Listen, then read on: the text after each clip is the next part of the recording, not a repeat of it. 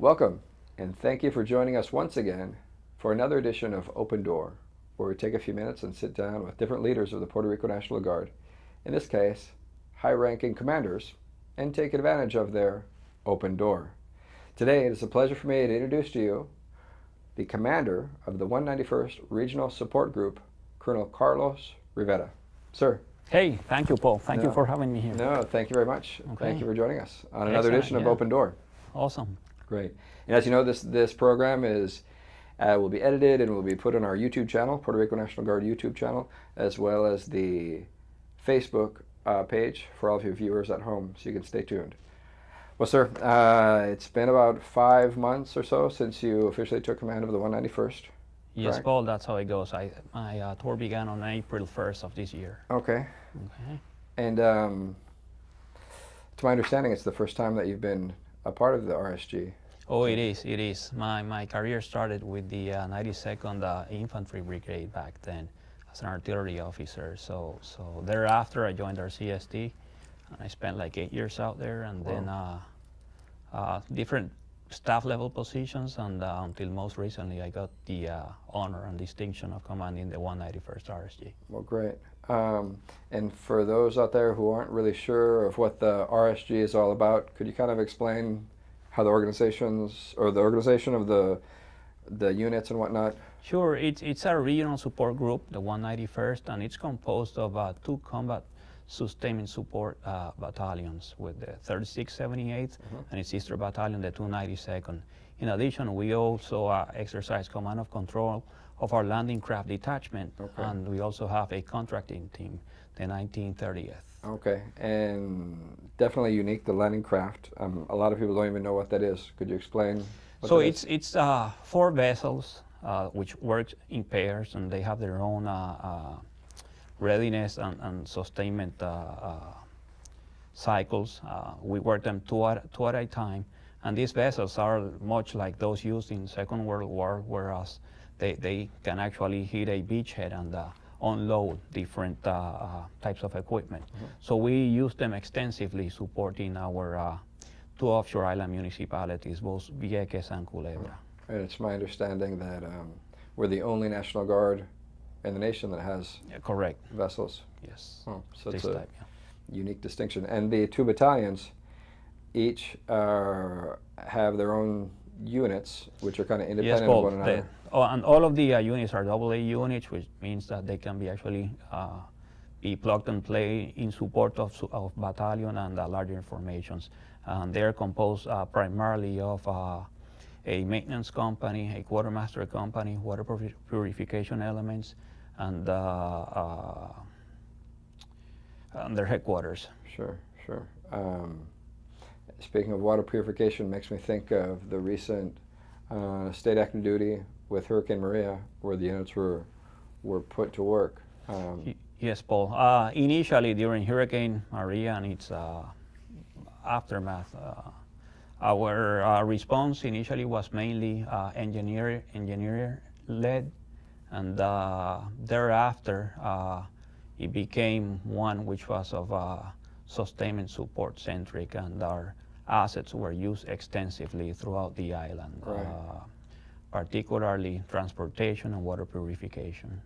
And also, initially there was a push to transport diesel to different hospitals. I understand the RSG was involved with Correct, that. yeah, but that portion was mainly led by our engineers. Okay. POL transportation. We hold a lot of sundries to the different municipalities, and that includes everything from water and MREs and other type of assistance that was needed. That's what we hold. And we have our HIPPOs, which are the equipment that we use to hold drinking potable water. Right. I mean, so it wasn't just purifying the water, but also distributing it, right. Very good. And speaking of mobilizations, I know that an element of the RSG is currently in Afghanistan.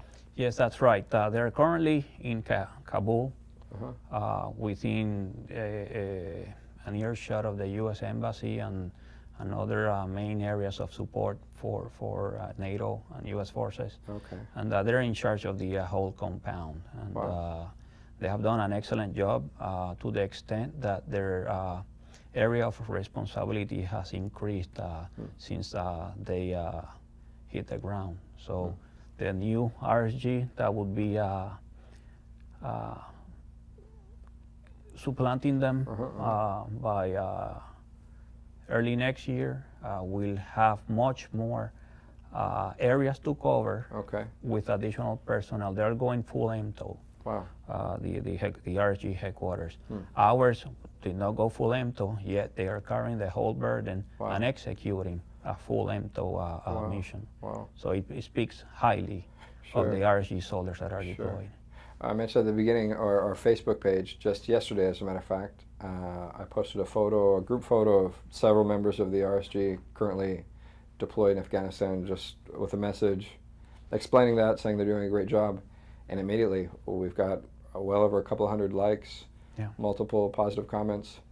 They're doing an awesome job. Job. Again, we have excellent leaders out there, beginning with Colonel Rubén Bermúdez and the Command Sergeant Major Andrés Ruiz. Awesome people doing great stuff for our country. Right.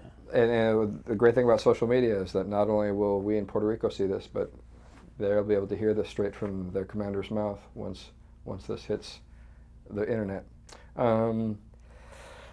Let's see. As commander, a full-blood colonel, going into your position, I'm certain that you sat down and developed your vision and your goals of where you want to lead the 191st. Could you address that a little bit? Well, I want to begin by saying that the 191st RSG has been one of the top performers within the Puerto Rico Guard insofar as quality force indicators. However, having said this, the hurricane and the response took a huge and enormous toll on our rolling stock. Before we responded, we had outstanding over 90% of mission capability within a rolling stock. And that decreased significantly after the response. So my main area of concern and where I want to leave a unit just as good or better than I received it was with our readiness in our rolling stock. Right. All of the other areas, we are pretty much up there, so no major concerns. But our rolling stock needs to be tended to, and it's being tended to. So the numbers have been increasing since I got there on a monthly basis, and that's due to our folks and our mates. So it's been a concerted effort with our G4 and other support elements that we have in the Guard, including the FSCs from our sister MSCs. No, definitely a team effort.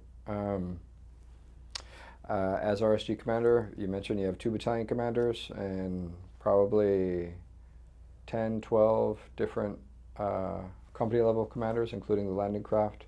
Any special message to the subordinate level commanders? I think that the most important piece of advice that I can give these young officers and those other senior commanders that we have is that you have to lead by example, and you have to be out there with your troops in order to make a difference. And I think we're up there. We have to keep it up, and there's some areas, as always, whereas we can improve, and that's particularly on the equipment readiness. Now it becomes our center of gravity to provide and have ready and available forces for both our federal and state missions. Sure. Now, I asked about commanders. We all know that NCOs are the backbone of our organization. How about them? I imagine the same. No, well, our NCOs, obviously, if we count with those numbers, it's due to our NCOs, masterfully led by the young officers that we have out there. But without them, we wouldn't get anything done. And that 90%, over 90% readiness that we had, it's all due to our finals NCOs. Wow. Yeah. And what about those young soldiers that recently came back from AIT? They're in their first term of enlistment. They probably don't get a chance to see their RSG commander, what would you like to say to them? I would like to say we're happy to have you here. We're eager and looking forward to not only you, but those warriors that will continue to flow into the Puerto Rico Guard. We will do our utmost to give you the most realistic training that we can and ensure that we have the best facilities and equipment that the Guard has. Well, very good, very good. As we bring this session to a close, is there any final message you'd like to take this opportunity to address? Well, I just want to reiterate and reinstate the pride that I have in serving our Guard as the 191st Regional Support Group Commander. For me, it's a distinct honor and a unique opportunity to make a difference in the Guard through our soldiers. And in this way, we can best have readily available forces so we can comply with our group motto, which is global and domestic support. Cool. Global domestic support. Thank you, sir. Yeah. Hey, no problem. Thank you, Paul. Take care. Okay.